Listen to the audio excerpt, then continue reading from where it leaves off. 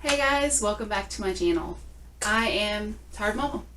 If you're new here, maybe you'll enjoy it and stick around. I talk about weight loss and being a mom. I have recipes and I talk about polycystic ovarian syndrome. So if anything like that pertains to you, stick around. Maybe you'll find something you enjoy.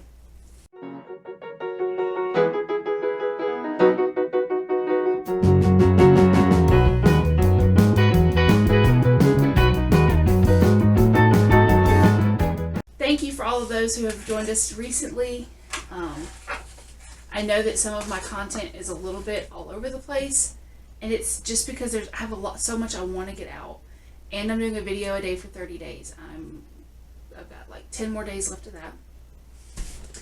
Today's video is one that I actually got into a couple of really good discussions with people on Instagram this week, and we were talking about side effects and we called it cancers, diseases from polycystic ovarian syndrome. And this is a very important topic that I don't think people cover enough. I was diagnosed with polycystic ovarian syndrome in, I was 15 years old. This would have been 1997, 1997, 1998, 99, somewhere in there. And I was diagnosed because I wasn't having regular cycles. I was overweight. Recently, I was diagnosed as insulin resistant as well, which is a whole nother story. But today, what I want to talk about is actually my cervical cancer story. Several people that I've spoken with, doctors both here locally to me as well as the University of Alabama Medical School, say that there's a correlation and a link to polycystic ovarian syndrome and cervical cancer when HPV is not relevant. I have been tested for HPV, I don't know, every single time I ever go to the gynecologist, and it's negative. I do not have HPV, but I have had cervical cancer. I've had it twice, and I've had to have multiple surgeries.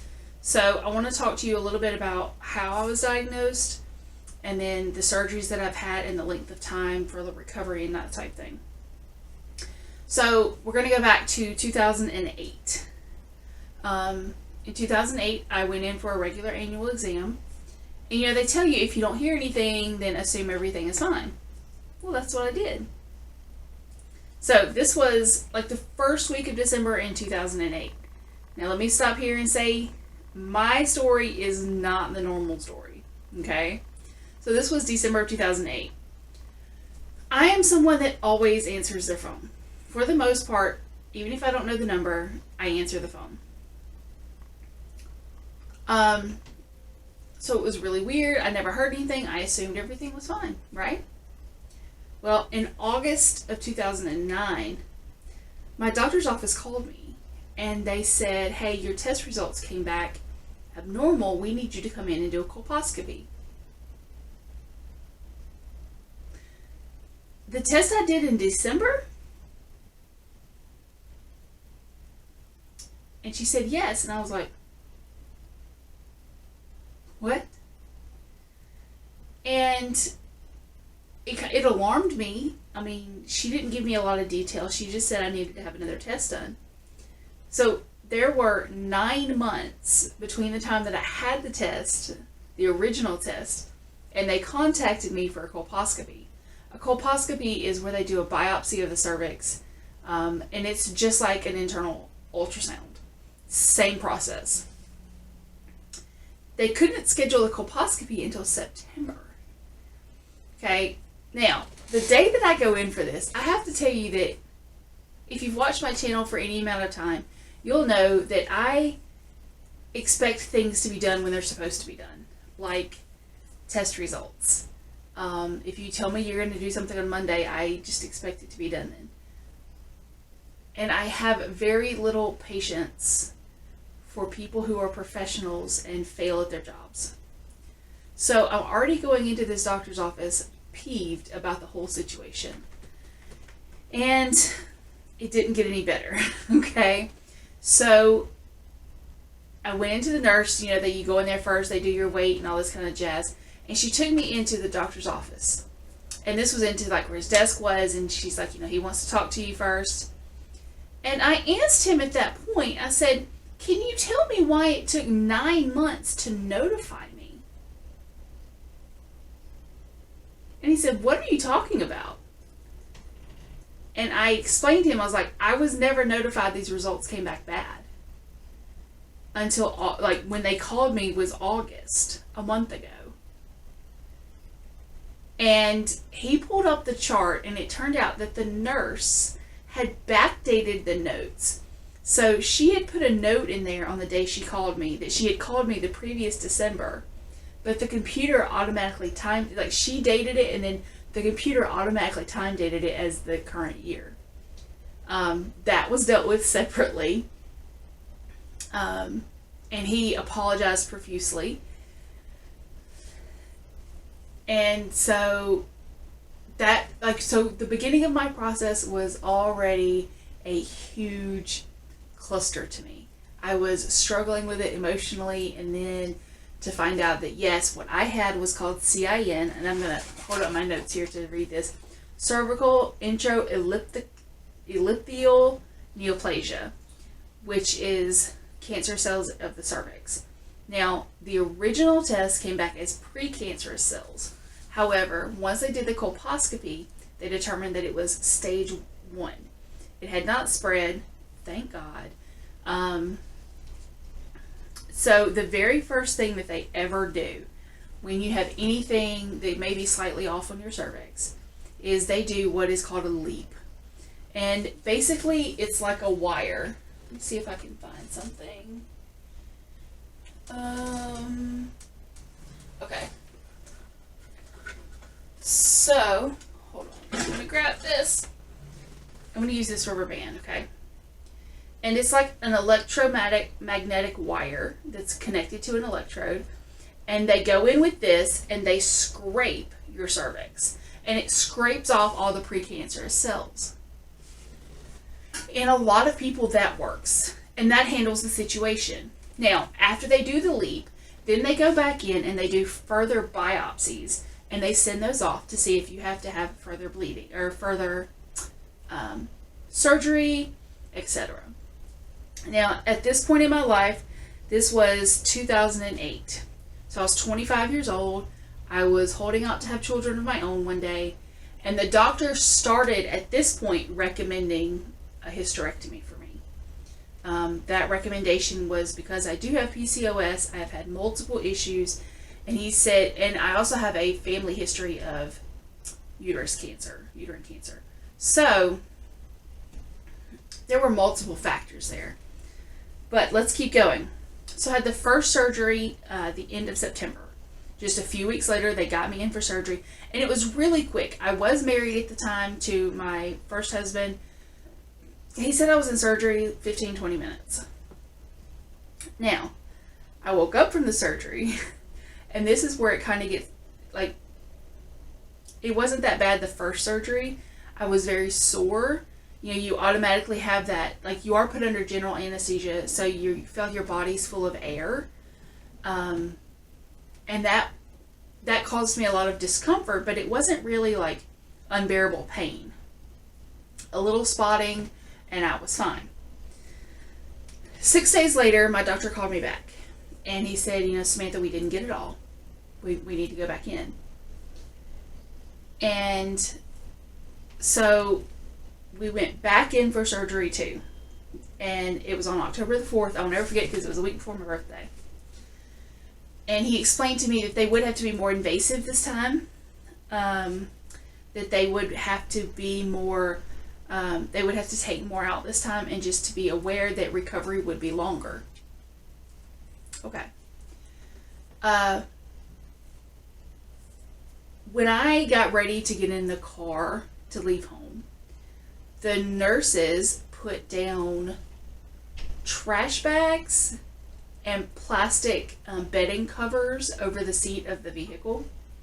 And this was the first thing that alarmed me. I was like, why do I need this?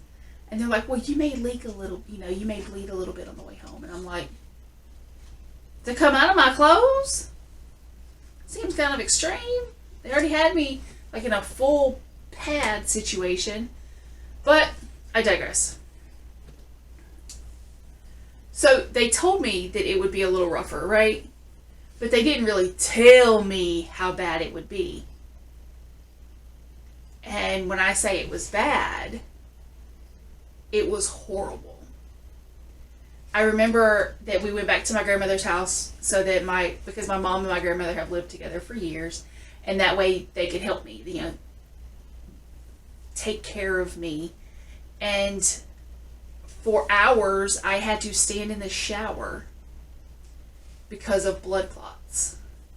At one point, I literally had a blood clot that looked like a small foam football. And I called my doctor just in panic because I was like, this isn't right. Like, I'm losing too much blood. And he's like, no, it's normal. And I'm thinking, why didn't you tell me this? Right? Like, why didn't you tell me this? And he called me a few days later. It did take me several days to recover back to be able to go back to work. Sorry. Make sure this isn't anyone I need to talk to. I have no idea. My phone is saying no one has messaged me. Okay. Anyway, y'all heard that. So he said that from that point forward, I did need to be checked every 6 months. And for the most part, I did that. I did go a extended amount of time without insurance, and I didn't get checked. Okay. And let's see. So for my timeline, then I got divorced in 2010. I got remarried in 2012. 2013, that spring, I went back to the doctor. And I did find another doctor who is much better, and I still see him to this day. He's wonderful. And he called me, right away, knowing my history. As soon as that test came back, he called me. And I like it because I can reach out to him and he will call you back directly. But he said, we need to do a colposcopy just to verify results. And I knew the process at this point. I knew what it was going to take. I knew what it was going to be like. And when he did the colposcopy, there's two things that I really made me respect my doctor. So the first one happened when I went in for the colposcopy. My mom went with me. And he got in there to do the biopsy. And he said that I just had too much scar tissue. I was in so much pain from them trying to do the colposcopy. My knuckles were white and I was squeezing. My mom was in there with me because I was having anxiety, I guess. And I was just squeezing her hands like this. And he stopped and he's like, there's no reason to put you through this. 2 days later, they put me, I had a DNC. And I had also not had a cycle for 5 or 6 months at the time. I wasn't taking Provera regularly then. And he said, let's just, we're going to do a DNC because it's been so long since you had a cycle. And we'll do the colposcopy with you under anesthesia. That way your insurance will pay for everything. You don't have to worry about it. You won't experience the pain, and we can really get to the root of, how deep we need to go. And I was all for it. I was like, that's fine. Because surgery doesn't scare me like that. Anesthesia doesn't really scare me. Maybe it should, but it doesn't. But I'm one of those people, death doesn't scare me that bad for myself, because I know, and I don't really talk about faith a lot, but I know where I'm going, But the second way that my doctor really earned my respect was when the test results came back. He came in and he said, that it was positive. It was CIN again, which is the cervical intra-elliptial neoplasia. And he said the problem was I only had about 10% of my cervix left. Because of having such limited amount of my cervix left, he said, I'm not an expert, and I would much rather send you to someone who specializes in disorders like yours so that we can get this taken care of properly and not have any room for error. He also disclosed to me that there is an extreme amount of scar tissue in and around my cervix, and what he described only as a hack job from my first 2 surgeries. Back to that doctor's office 1, still issues from that. So he sent me to University of Alabama. They have a women's health center that deals with cervical cancer, well, women's reproductive cancers. They were wonderful. They got me in, I think it was within like 10 days, I was able to get into the office. And they scheduled the surgery. I went in for surgery, and he did what was a new surgery at the time. It was a laser, he called it a laser face of the cervix or something like that. Anyway, they lasered off. This specific laser allows them to see the cells, CIN cells, on the screen. And he said we can specifically target those areas without killing the rest of the cervix. For me, this was great. I literally had very limited, very small recovery for it. It was about 3 hours away where I had surgery. We came home that day.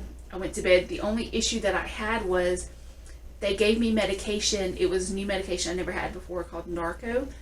I don't take like Tylenol, pain pills, anything like that on the regular basis. So anything like that, you know, if I take a Benadryl, I sleep for 2 days. And this Narco that they gave me heart palpitations. I was in the extreme anxiety stage. Like I was flipping out. I felt my heart was going to come out of my chest. So I did have to go to the hospital and be checked for that, and it just that I'm allergic to it and I can't take it. But I did have a great experience there. The doctor was very good. However, he did tell me in my follow-up that I have about 3% of my cervix left. Should I ever get pregnant, I would have to have to be sewn shut. I would never ever be allowed to have a natural delivery. Children for me at this point is out of the question.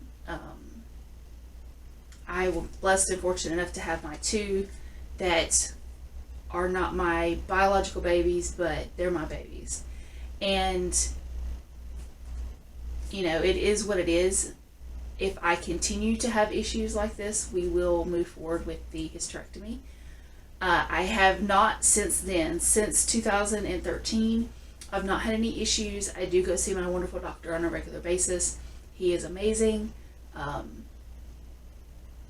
And he does have me now on a regular medication.